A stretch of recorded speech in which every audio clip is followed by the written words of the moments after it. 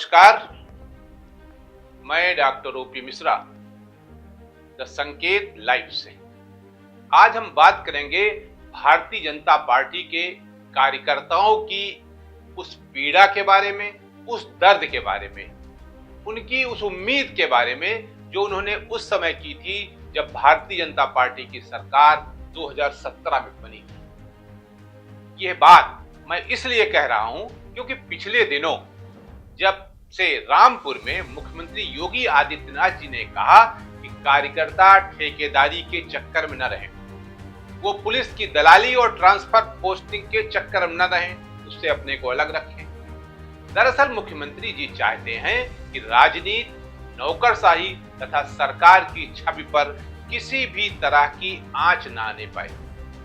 एक मुख्यमंत्री के रूप में अगर वो ऐसा सोचते हैं तो स्वाभाविक भी है, क्योंकि वे जानते हैं कि सरकार के मुखिया के रूप में दाग तो उन्हीं के दामन पर लगेगा, भले ही वो दूध के धुले ही क्यों न हो या उन पर कोई भ्रष्टाचार का आरोप न हो जैसा कि अभी तक है।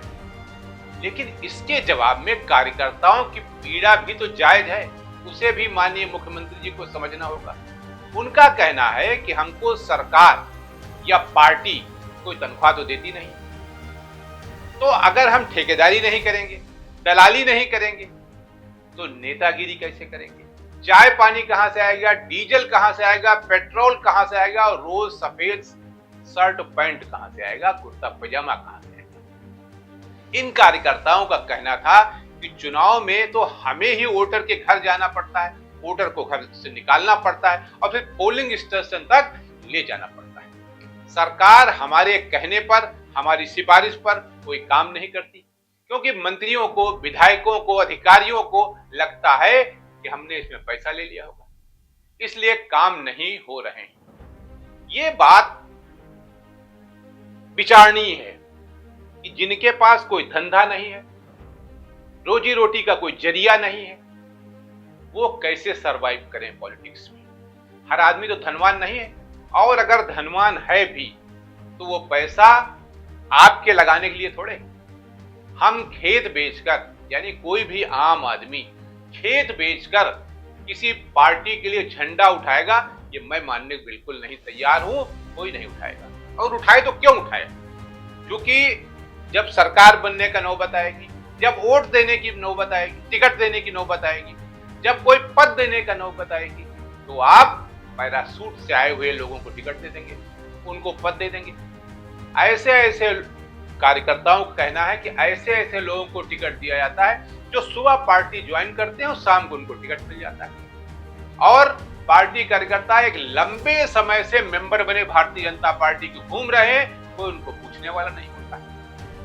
तो न पार्टी पूछ रही, न सरकार पूछ रही, तो भाई हम काहे उनके पीछे लगे?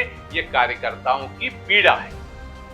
इससे इस पीड़ा को हाईकमान को भी समझना चाहिए, सरकार को भी समझना चाहिए, और कोई ऐसा रास्ता निकालना चाहिए कि दो पैसे की उनकी भी तो व्यवस्था हो, जो पार्टी के कार्यकर्ता हैं। यही कारण है कि वे ठेकेदारी जैसी लाइन में आना चाहते हैं, क्योंकि वहां आमदनी के जो जरिया है ना, सोर्सेज है ना, वो ठीक ठाक है, कम लगाओ ज्यादा मिल जाता है।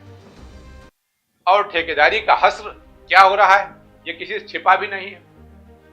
किस तरह पुल गिर रहे हैं, सड़कें धंस रही हैं, सब खेल तो ठेकेदारों का ही है ना।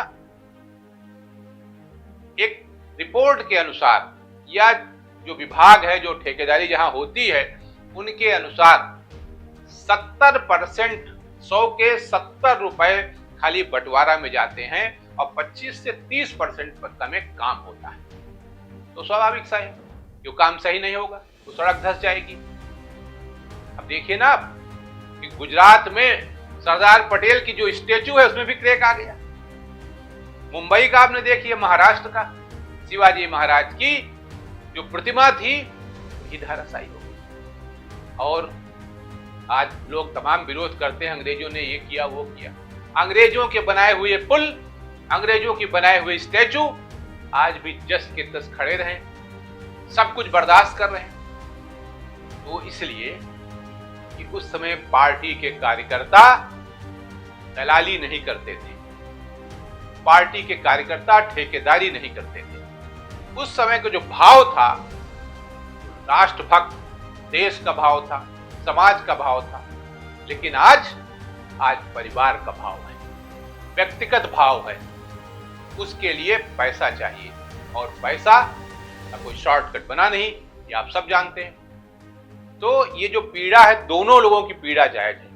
मुख्यमंत्री जी की ये पीड़ा है कि हमारे दामन पर कोई दाग न लगने पाए। तो पार्टी कार्यकर्ताओं की ये पीड़ा है कि फिर हम काम क्यों करेंगे। हम आपके नौकर तो हैं नहीं कि आप जब बुलाओ कि दिल्ली आ जाओ तो हम आ जाएं, आप बुलाओ कि लखनऊ आ जाओ तो हम आ जाएं। अरे लखनऊ आने आ जाने में, दिल्ली आने जाने में कुछ तो खर्चा होता है ना, खर्चा कहां से आएगा। और फिर जिनका परिवार है, बीवी बच्चे हैं, उनको क्या खिलाएंगे। मैंने पिछले दिनों एक वीडियो बनाया था जो हरियाणा के कांड को लेके था, जिसमें आर्यन मिश्रा की हत्या की गई थी। उसमें मैंने यही कहा था कि जो इसके कार्यकर्ता हैं, सो कॉल्ड धर्म के रक्षक, गाय के रक्षक, गौवंश के रक्षक, के परिवारों की जो हालत है वो किसी से छिपी नहीं। अपने एक लड़के को ठीक से पढ़ा नहीं सकते, एडमिशन नहीं दिला सकते, ड्रेस नहीं खरीद सकते, सिर्फ ताम झाम बनाए घूम रहे हैं, अंदर से खोखले हैं, कुछ भी नहीं है। तो पार्टी कार्यकर्ताओं की अगर ये पीड़ा है तो उस पीड़ा को, नेतृत्व को समझना चाहिए कि इनका क्या, इनके लिए क्या किया जा सकता है। और अगर आप कुछ करोगे नहीं तो आपके लिए खड़े भी नहीं होंगे, ये भी आप जान लीजिए। आज के लिए इतना ही। नमस्कार।